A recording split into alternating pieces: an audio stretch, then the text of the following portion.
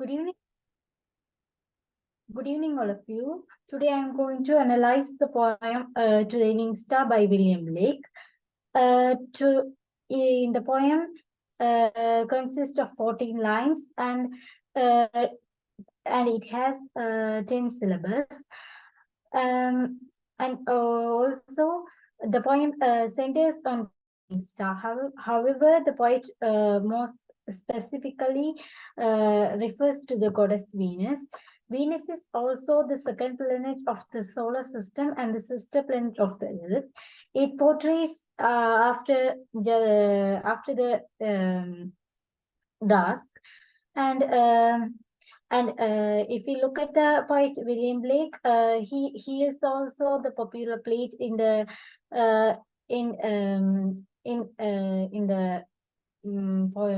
in that time. And let's analyze the poem by line by line.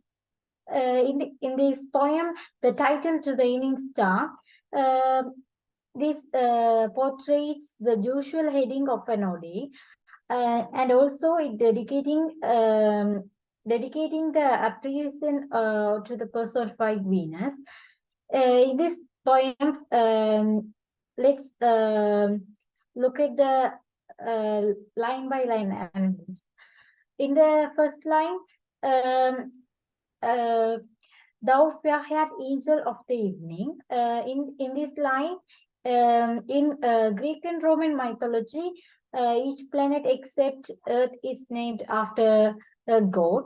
The evening star is, other words, planet Venus is the Roman goddess, which functions love, beauty, and fertility. Refer to the article on literary definitions for more information on techniques. And also evening universally symbolizes a prevailing problem. In the second line, the second line now whilst the sun rests on the mountain light. In that line, it refers the time period because of the now, and also sun is an inanimate object, and it's also personified to the line because sun rest. In the third line, the possessive pronoun "thy" act as a personification through the poem. Here, in this poem, punctuation mark is in the middle of the line, and it is called as caesura. In the fourth line, it indicates the action of the fair-haired angel wearing the crown, and also it refers the demanding tone of the Venus. In the fifth line, smile is the repetition which emphasizes the narrator's demand, and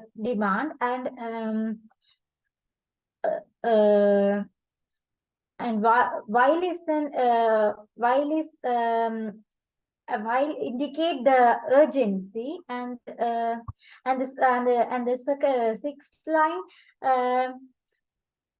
sixth line emphasizes that scatter is personification, and the same time it is another inanimate object. And also and the seventh line, in the seventh line, flowers shutting eyes in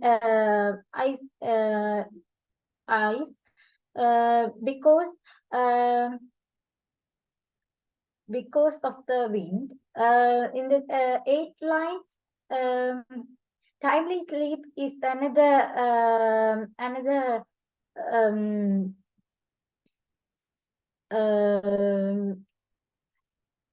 another remindable remindable for death, and then ninth line, um, speak silence is an is start having eyes is a personification. In this line, eyes glimmer when they are full of tears. In the 10th line, silver is a reputation, and dusk is the time period when the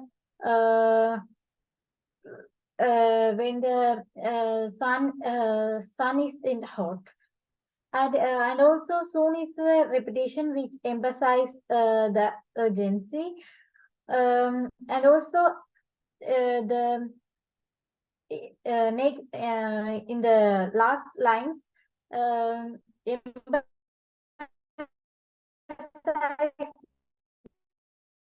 the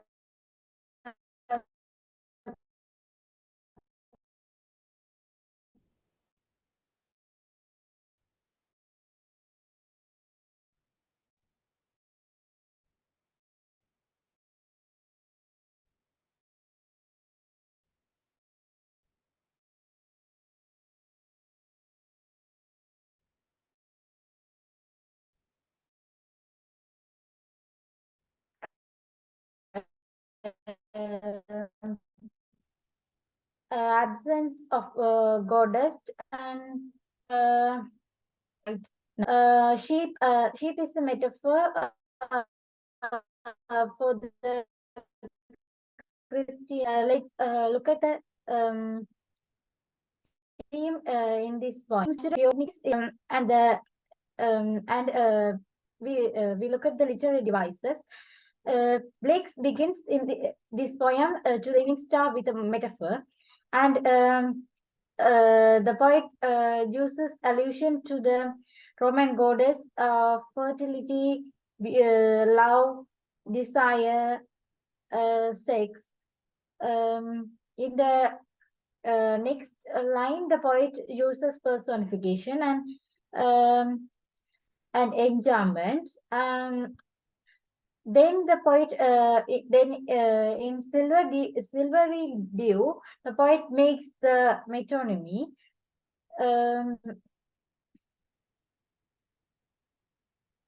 Thank you for hearing.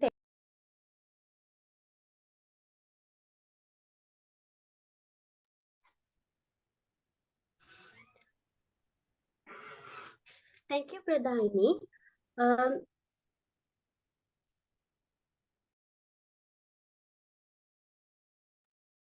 Good evening to you all. Today, in this wonderful evening, I'm the host for this wonderful evening. First, let me introduce myself. My name is Abhina Ravindran. I am now I am honestly thanking our literature sir Achudan Yogaraja to giving us this wonderful opportunity. Thank you, sir. At this time, we are blessed to have an opportunity like this. It's the time to speak about the presentations. First, I would like to call Taruniha to present on the topic Eagle.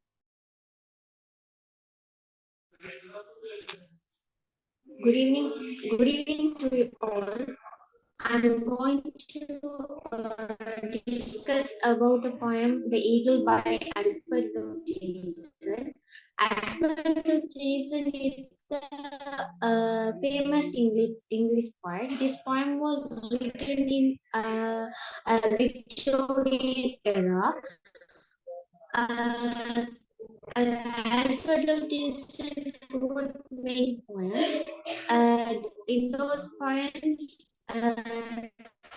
the eagle is a eagle. The eagle poem captures the majesty and strength of the eagle. We all know eagle is a predatory bird, and eagle can win anything. Now we look at this poem. This poem consists two stanzas.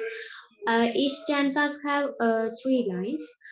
The rhyming pattern of this poem is A, B, B, B.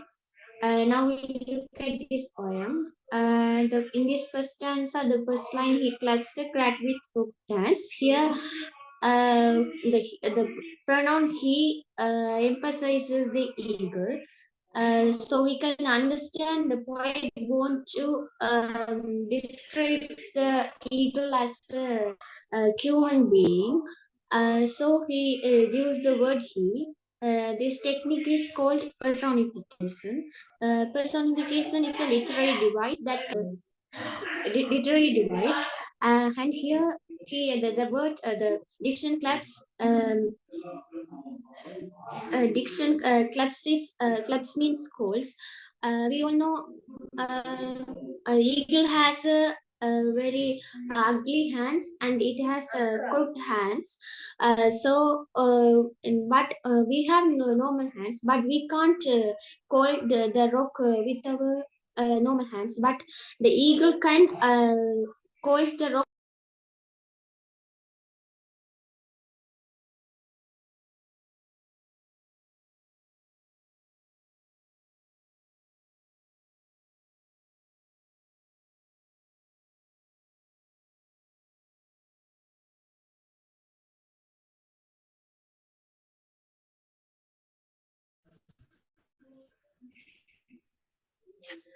Close to the sun in lonely lands. Here, we can't go very near to the sun because it is very heat. But the poet says the eagle can go very nearly to the sun. So it is the powerful of the eagle. Here and the next line, linked with the azure world he stands. Here the azure world means the blue sky.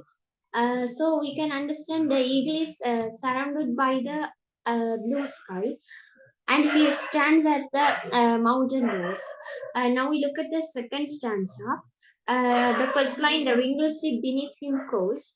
That means we all know sea and eagle are the nature things. But here the poet compare the eagle and the sea.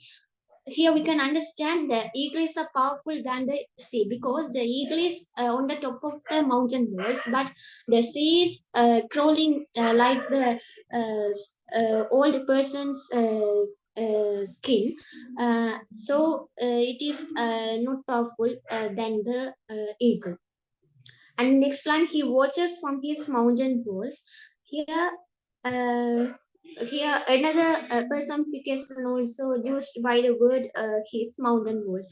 Here we can understand the walls is the eagle's place. So the poet says that is his mountain walls. So we have a doubt what he was. It is obvious he watches its prey from his mountain walls. In the last line, and like the thunderbolt he falls. Here, the thunderbolt is a quick action. We all know thunderbolt is very powerful. So the eagle is falling into the sea like a thunderbolt to catch its prey. It shows the safeness of the eagle. Here in the first line, he claps the crack with crook dance. Here the poetic technique alliteration also used by the words claps, crack, and crook. Finally, I would like to say the eagle is a powerful bird. And now we look at the themes of this poem.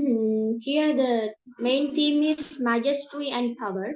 Here, in this poem, the poet conveys the power and majesty of the eagle by saying, calls the rock and very close to the sun are those the power majesty of the eagle. And the poetic techniques are alliteration, personification, consonance, simile. Simile also used in this last line. Simile is the word, the thing compared by using the word like or as.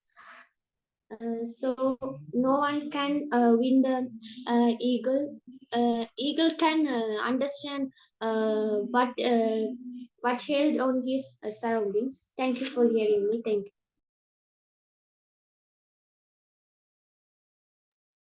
Thank you, Tanviha, for your presentation. You made some great points. Next, I would like to call Sumaida to speak on To the Evening Star by William Blake. Good evening to you all. Today I'm going to present about the poem To the Evening Star by William Blake. William Blake was born on 1757 in England, and also he is a printmaker, painter, and a poet. He wrote many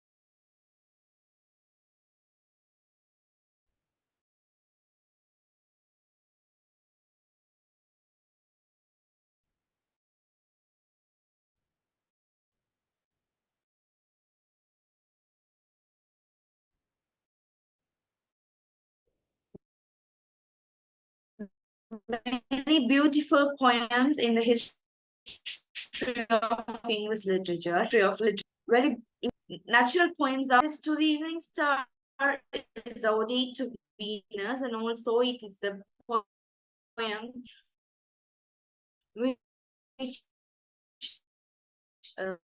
which held on the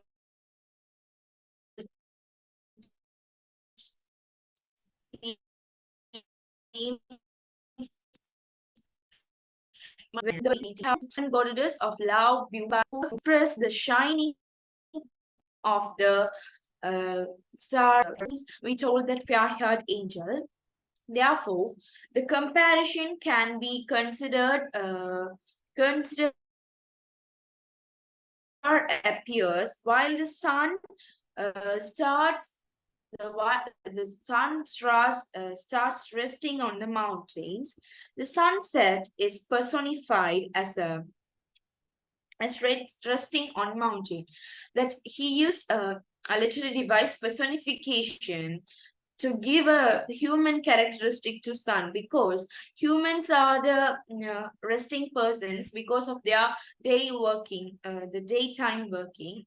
On that way, he just used a personification that reminds us the sun is going to rest. From that, he used a literary device, personification. Thy bright torch of love, thy radiant crown. Thy and thou are the old English words, and also it's just like a thy bright torch of love. That means the bright torch of he just asked or calls the poet thereby calls upon the evening star to enkindle her bright torch of love, because she is the only person who has the bright torch of love. From that manner, he asked Venus to give us the bright torch of love. Torch of love is a typical metaphor. The translation that transforms a light of love. The torch is literally the light spotted spread by the evening star. That means he just asked, spread your shining. This means spread your blessings, spread your power. There is another appeal made by the poet is third and fourth lines. That means he asked goddess Venus. There is another, sorry, he asked Venus to wear radiant ground. That means radiant ground has the power power that gives more power, more bright to Venus. That means he asked to Venus that please wear your radiant crown to hold the power by dominating the dark of the evening. That he asked that protect us from the darkness and protect us from the problems, because on that century when the poet lived is very that century has had many problems on that time because of the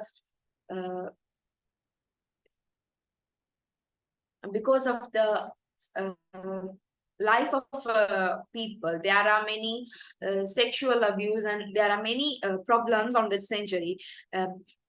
True to the darkness, he just reminds us the problems which was happened in the century. And evening in that line, evening bed has two meaning. One is the problems which was held on that time, and then another is which bed which we used to sleep in that evening. And now we analyze about the 5th to 8th line. Smile on our laps, and while thou drovest the blue curtains of the sky, scatter thy silver dew on every flower that shuts its sweet eyes. In timely sleep, let thy west sleeps on. In this line, he just the poet appeals to the evening star to smile that once to us. That means he just prayed Venus to smile upon our upon our life, because there is no happiness, there is no peaceful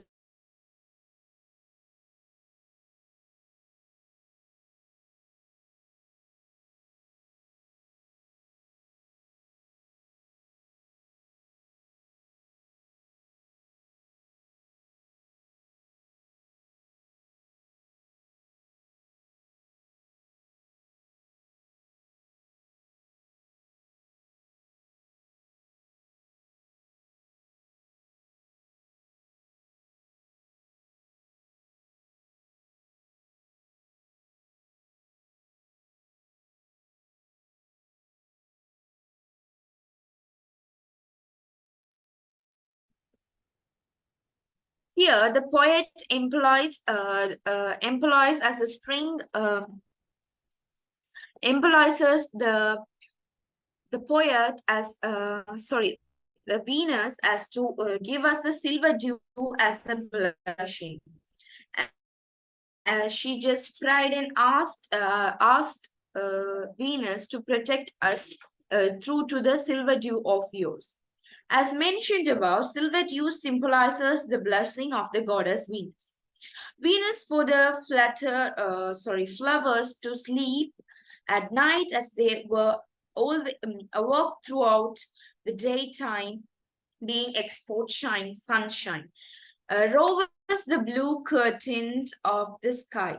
Metaphysically suggest how the sky becomes too dark in that evening. That means rovers the blue curtains of the sky.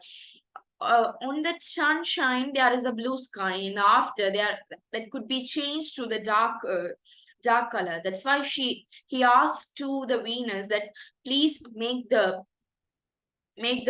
surrounding as very brightly. The poet further calls the goddess Venus to make wild west wind to us. The poet also asked the goddess Venus to maintain silence and peaceful all over by making the water, that means the lake of quiet, with a star glimmering eyes. In this line, he asked a peaceful life. That means without any problems. That's he asking to the Venus. Now we analyze about the 9th to 12th line of this poem. The lake speaks silence with glimmering eyes and washes the dusk with silver. Soon, full soon, dust though withdraw. Then the wolf rags wide and the lion glares through the torn forest.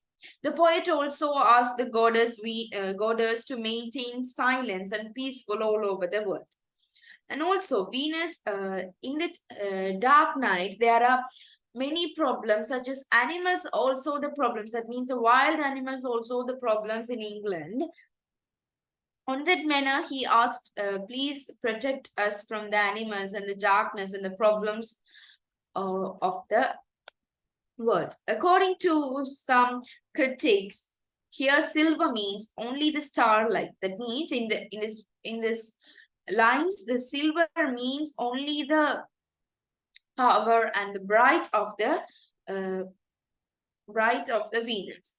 In the poem, silver, written by Emily Valentine, silver is used to refer to the reflection of the moon. Therefore, we can interpret more meaningfully that the poet is presenting Venus.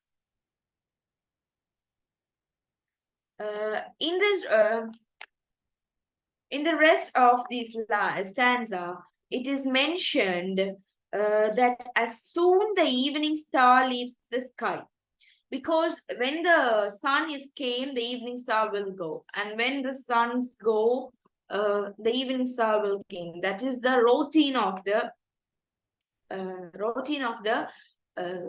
our nature. On that manner, he just show that he just trying to tell us that the Venus is also going to rest.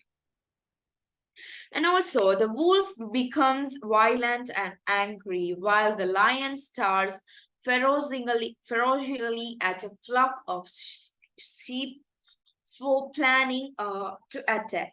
Here the victim may be sheep that represent the innocent and the weak humans. In other words, criminals let loose their best inside them, show inhumanity at night. And we analyze the last two lines of this poem. The fleeces of our flocks are covered with thy sacred dew. Protect them with thine influence. The poet is like a the poet is like to the poet always wanted to protect the pupil and the nature surrounding without any problems. Thus, the dew that falls in the evening is likened to a holy water that protects humans from the evil. Normally, the term personification is used to describe the technique used to these lines. But the term deification seems more suitable because Blake takes the comparison beyond the human level. And also in this poem, the poet uses many literary devices such as juxtaposition, personification, and imagery. We can feel a visual imagery in this poem. And also it is an old poem because it has many, the old words, though and die. Though means you, and die means yo. And also the themes of this poem is innocent versus experience, beauty of nature, power and protection of nature, love and blessing of Venus, like that. Through to this evening star, the poet tries to convey a nature as a powerful, because Venus is also a nature creature. On that manner, he just wanted to give a most powerful creature to nature, and love and blessing of nature, because the love and blessing of Venus are compared to the nature, because there are many the Venus is also a god of beauty. Nature is a beautiful thing, and also Venus is a creature of nature. Through to the creature, the poet tries to compare the nature to the evening star. And thank you for all to listening me in your value.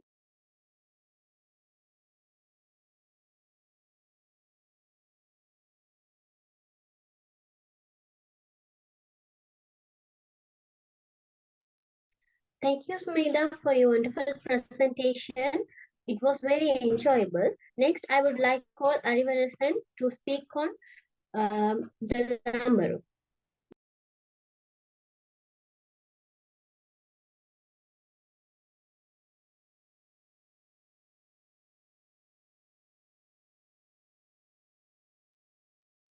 Good evening, all of you. Today I am going to present on the topic the lumber.